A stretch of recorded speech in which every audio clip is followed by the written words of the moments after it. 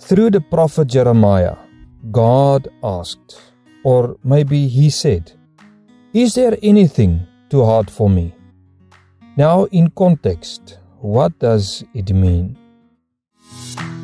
It is time for Taste the Word, your weekly serving of God's Word.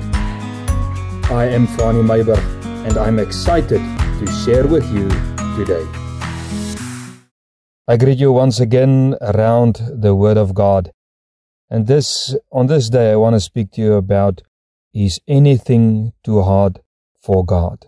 Jeremiah 32 verse 26 to 27 says, "The word of the Lord came once again to Jeremiah and says, Look, I am the Lord, the God of every creature. Is anything too difficult for me?" Now there is enough evidence in the Bible that nothing is too hard for God or impossible for God. God can do anything. And I find these exact words when God said to Sarah, "You will become pregnant with a son in your old age." And God asks and says, "Is anything too hard for me?" Nothing, absolutely nothing. And as the song also says that my God can do anything, anything. My God can do anything. It is the truth. The song goes on and then it describes all the beautiful and the mighty works of God. And through Christ and His followers and believers, God is still working miracles, even in the unseen. Things that happens that we don't really know how is it possible. God is at work. Now in the Bible, we saw the beauty and the power of God's unlimited power through the fathers of faith, the judges, the prophets, through Jesus Christ, through the apostles and the disciples, and I believe still today. And I can truly say, we serve an almighty God. And now in Jeremiah 32, what is the message that God wants to give us? What is the message He wanted to give His people through Jeremiah 32? God said, "It is not hard for me to punish or to discipline my own children, the disobedient, to give them over even into the hand of the oppressors, to let the oppressors burn their cities, etc." God is just. God is righteous and does not lower His standard.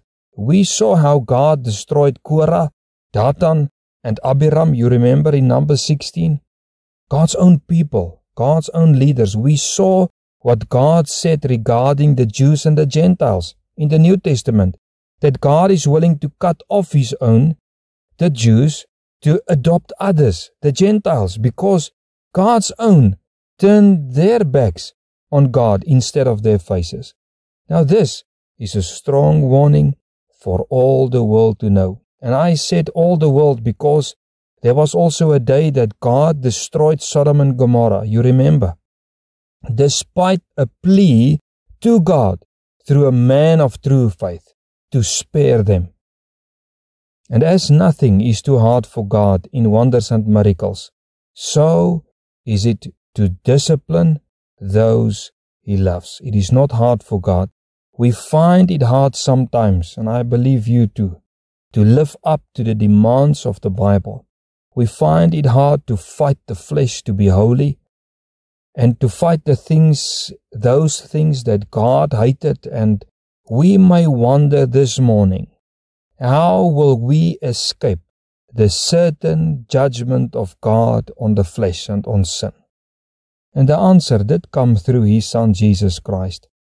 And the jailer asked rightly to Paul, "What shall I do to be saved?"